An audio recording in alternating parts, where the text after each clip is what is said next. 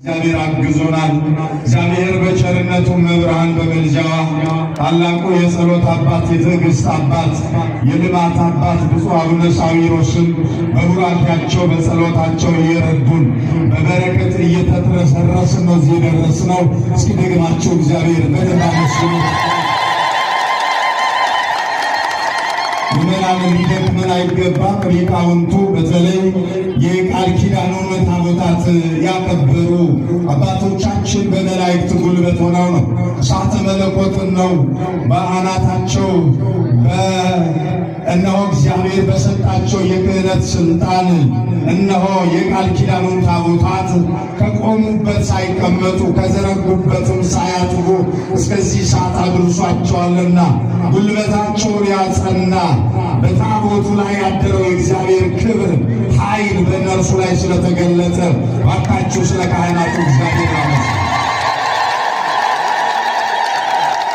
አንዳንዶች 20 እና 10 ደቂቃ ለማውራት ስንት ሃይላንድ ነው የሚፈራረቅባቸው፣ ኤሲ ነው የሚከፈትላቸው።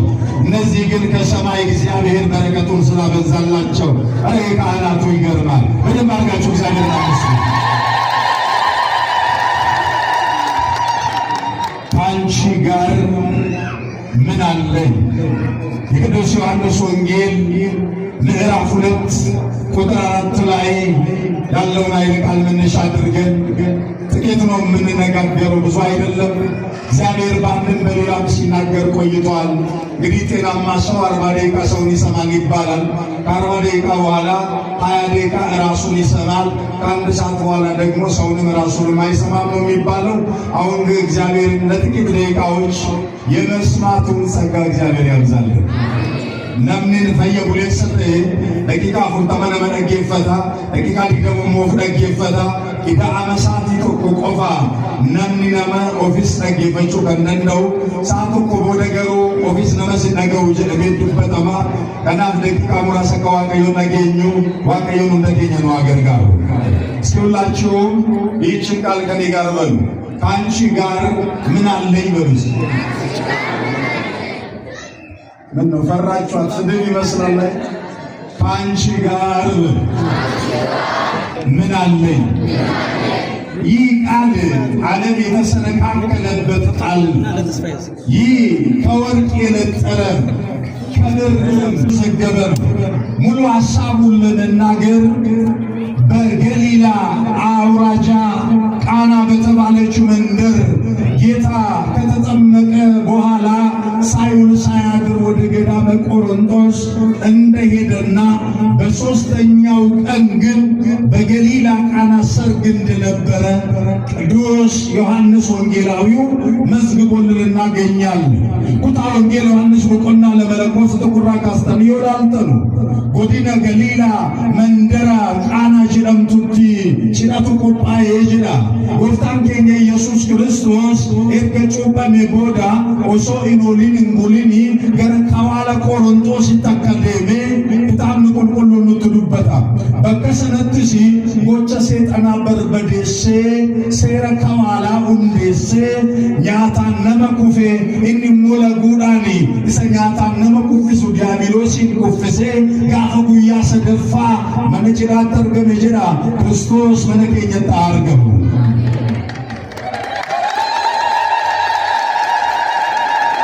በሦስተኛው ቀን በሰርግ ቤት ተገኘ ይላል። ቤት ተገኘ፣ በሰርግ ቤት ምን አለ ተገኘ። በዚያ ስፍራ ነው እርሱ ከደቀ መዛሙርቱ ጋር ሲገኝ ወንጌላዊው ሲናገር የኢየሱስም እናት በዚያ ነበረች ነው የሚለው።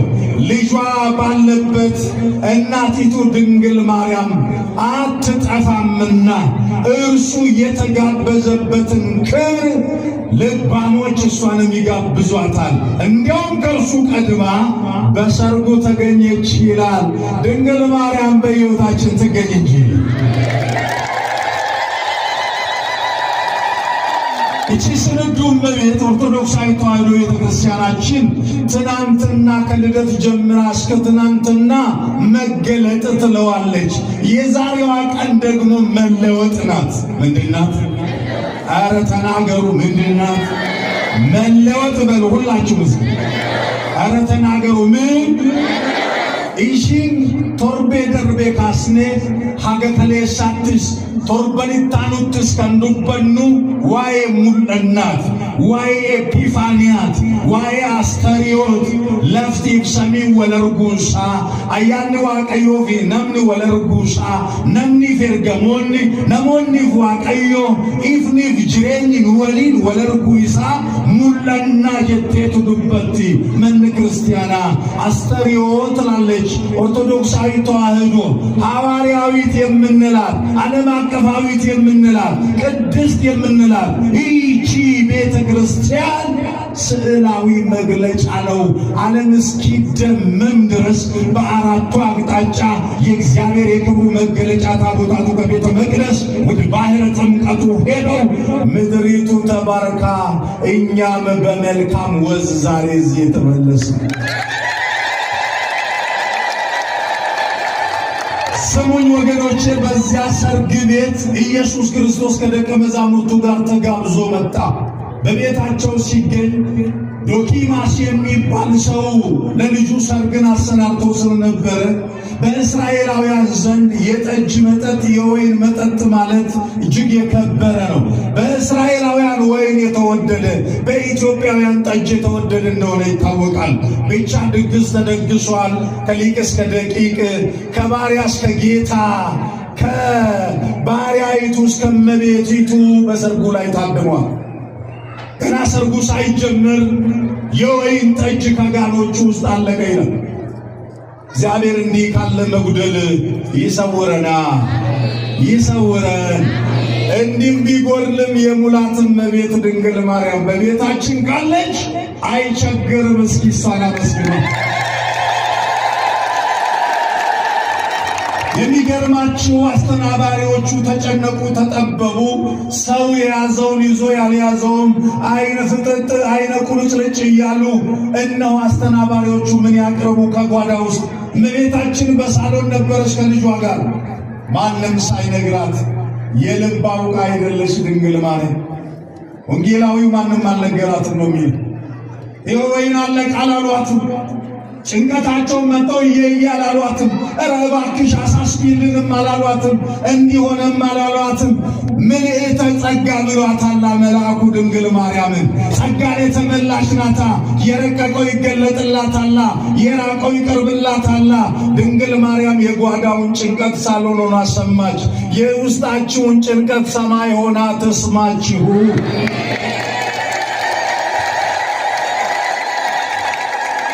እስኪ የውስጥ ጭንቀታችሁን ለእሷ የምትነግሯት እጃችሁን ከፍ አድርጉ። አረ እጆቻችሁን ከፍ አድርጉ። ይሄን እጅ አስታርቁ አንድ ላይ ባካችሁ። ወይኔ እምዬ ማርያም አታማን ልጅሽ የሚሉሻል ሳይነግሩሽ እኮ እንደ ልጅሽ የመለኮታዊ ባህሪ ሳይናገሩ እዚህ ኪዳን ጸሎታችን ላይ ሳንለምንህ የሚያስፈልገንን አውቀ የምትሰጠን እኮ ነው የሚለው። አያችሁ፣ የመለኮታዊ ባህሪ ተካፋይ ናት ድንግል ማርያም። እስኪ በሉ ድንግል ማርያም በሉ። የመለኮት ባህሪ ተካፋይ ናት። መጽሐፍ ይላል ከዚህ ዓለም ካለው ነገር አምልጣችሁ ከመለኮታዊ ባህሪ ተካፋይ ትሆኑ ዘንድ እኮ ነው የሚለው። ከመለኮታዊ ባህሪ የተካፈለች እመቤታችን የልጆቿን ጭንቀት ሳሎን ሆና የጓዳውን ጉዳይ አወቀችና ወይኔ ከአልቦሙ አለችው። ልጄ ሆይ የወይን ጠጅ እኮ የላቸውም በሉ እስኪ። ኧረ ምን ኧረ ምን ወይን የላቸውም። ወይን እኮ ወዛም ያደርጋል። ወይን እኮ ልብን ያስደስታል። ደስታ የላቸውም ማለች። የታለ በኢትዮጵያ ድንኳን ዛሬ ደስታ? አረ ድንግል ማርያም ትጋበዝ በትዳራችን። ድንግል ማርያም ትግባ በቤታችን። ብቻ ሰው ያዘጋጀው ነገር ያልቃልና አለቀበት ሰውየው። የሚገርመው የሚያሳዝነው ገና ድግሱ ገና ገና ሰርጉ ሳይጋመስ ነው ያለቀባቸው።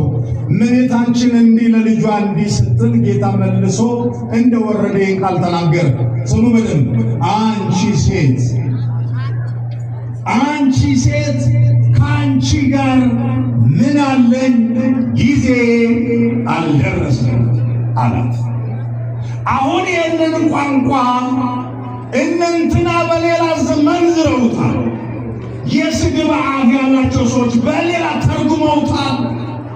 ይኸውላችሁ አሁን ድንግል ማርያምን የማዋረድና የማክበር ጉዳይ ሳይሆን እንደው በሞቴ ከክርስቶስ የስድብ ቃል ይወጣል በሉና ነገሩ ይወጣል። እሱ እናቱን አይደለም ዘማዊቷን አዋርዷል እንዴ? አንቺ ሴት ከሳሾችሽ ወዴት አሉ?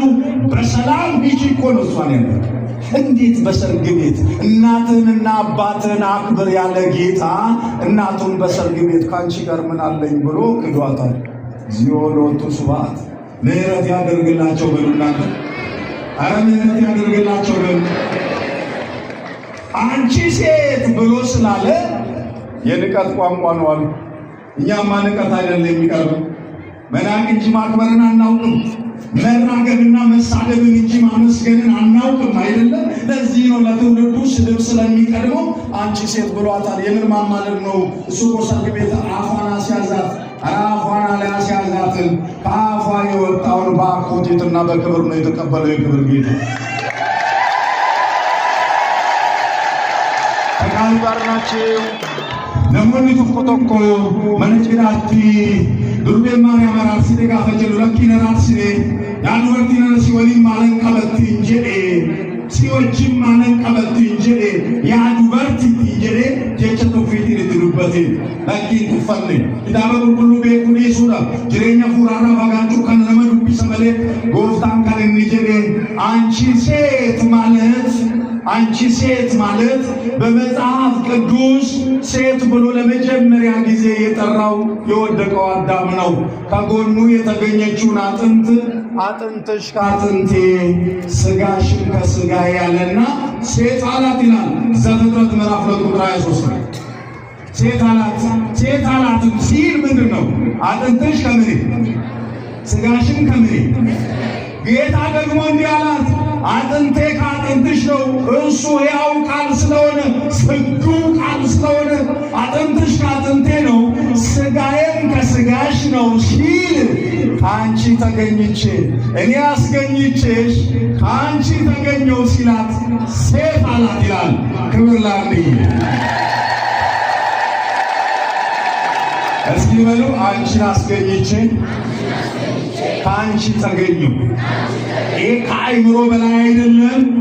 ሊቁ ቅዱስ ቄርሎስ ድንግል ፈጣሪዋን ምን አደረገችው? ወለደችው እንዳለ።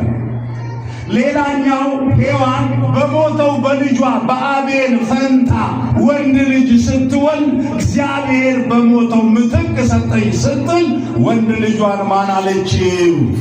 የወደቀችው ሔዋን ምትክ ነች ሲላት በሰርግ ቤት ሴት ብሎ አወጀላት።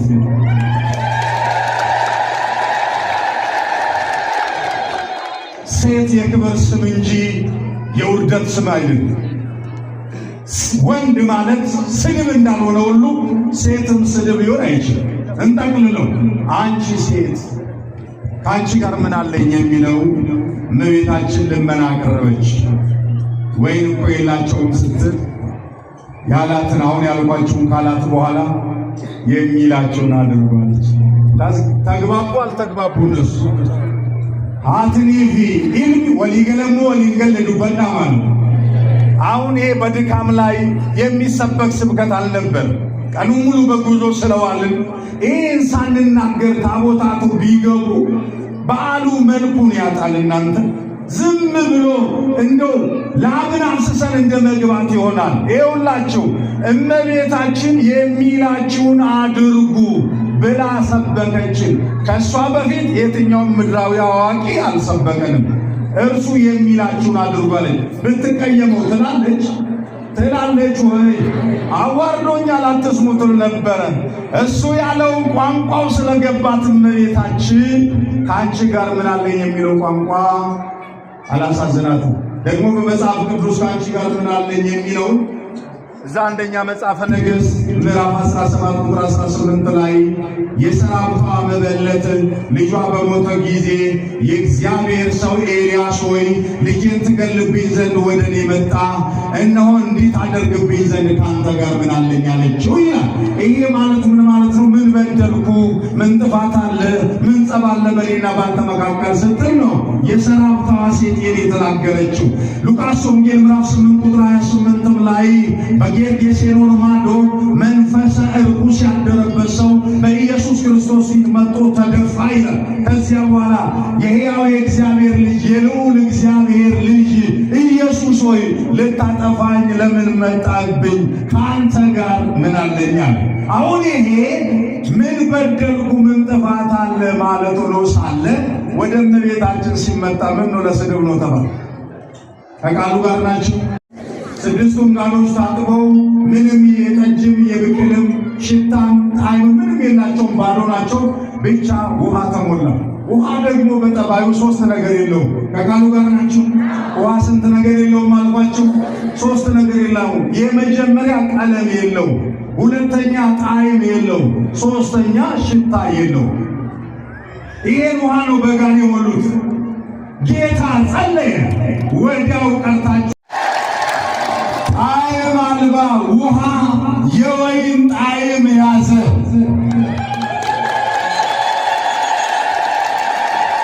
ሽታ አልባ ውሃው የወይኑን ሽታ ያዘ። ወይኔ እናቶቼ፣ ያ ወይን ተጠጥቶ ጠፋ። እውነተኛ ወይን ግን ዮሐንስ ወንጌል ምዕራፍ 15 ላይ እውነተኛ የወይን ግንድ እኔ ነኝ አለ። ውሃው እኔና እናንተ ነን። የሰርግ ቤቷ ቤተ ክርስቲያን ናት። ውሃ ማንነታችን መጥቶ መልክ የለንም፣ የልጅነት መልክ አልተነበር። ወይ አልሰማችሁኝ? ይኸውላችሁ ስሙ። ስንመጣ እንደ ውሃ ነበርን በሉ በማርያም። ወደ ሰርግ ቤት ስንመጣ እንደ ውሃ ነበርን። መልክ የለንም፣ መዓዛ የለንም፣ ጣዕም የለንም። ወዴት ስንመጣ? ወደ ሰርጓ ቤት። ሰርጓ ቤት ማናት? ቤተ ክርስቲያን ናት። ይህቺ ስበት ያለችው እዚህ ናት። እነንትና ጋር አይገኝም። በደንብ ስሙ። ውሃ ሆነን መጣን፣ መልክ የለንም። መልካችን ባርነት ሆነ። የልጅነታችን መልክ አጥተናል በቀደመው አዳም ምክንያት። ይኸውላችሁ ዮሐንስ ወንጌል ምዕራፍ 15 ቁጥር 15 ላይ ከእንግዲህ ባሮች አልላቸውም ልጆች ግን ብያችኋለሁ አለ። ክብርና ምስጋና ለስሙ ይሁን። መዓዛ አልነበረንም። በጎ መዓዛ በነበራት በድንግል ማርያም በጎ መዓዛችን ክርስቶስ መጥቶ መዓዛችን ሆነ። መልክ አልነበረንም። ስለኛ መልኩን አቆ መልኩን ሰጠን። ይኸውላችሁ ጆሌ ዋቅዮ ቢሻኒ ቢሻን እንደሚን ቀቡ ቢሻን ቢፈን ቀቡ ቢሻን ኡርጋን ቀቡ ቢሻን አከሱመት ቢሻኑ መቱሬ ጅሬኛ ኬኛ ቢሻን ፈካቱ ጎፍታን ጉያት ነው ጅጅሬዳ መን ኬኛ መነ ዶኪ ማስኑ ባታው አሜን ጀዳ ዱርቤን ማርያም ከነናንሽ ወረ ቢፈን ቀምኔ ቢፈላች ሲሳ ወረ ጩቡን ቢፈን ወቴፊ ቢፍኒ ቁልቁሎታ ቢፍኒ ክርስቶስ አካን ሮት ረንገሎ የመሳኑ ባታው መዓዛ አልነበረን፣ ጣዕም አልነበረን። ምን አልነበረን? ኧረ ንገሩኝ፣ ምን አልነበረን? ውሃ ምን የለውም? ጣዕም የለው። ወይንስ ክርስቶስ ጣዕማችን ነው። የወይን ግንድኛ ቅርንጫፎች ሆነን ከእሱ ነው መዓዛ ያገኘ ነው። አምላካችን እግዚአብሔር እመቤታችን ዛሬ የመጀመሪያ ምልጃዋን በይፋ ያሳየች ክርስቶስ ደግሞ ተአምራቱን ያደረገበት ነው። በእኔና በእናንተ ሕይወትም ተአምር ያደርግ። እንደ ውሃ ያለው ነገራችን ወደ ወይን ይለወጥልን። የእግዚአብሔር ቸርነት፣ የእመቤታችን አማላጅነት፣ የብፁዕ አባታችን ጸሎት አይለየን። የዓመት ሰው ይበለን። ይቆይ ይዲዲያዳ ገለኒ ኬኛ ኡልፊነ ሳቲፍ ቃኔ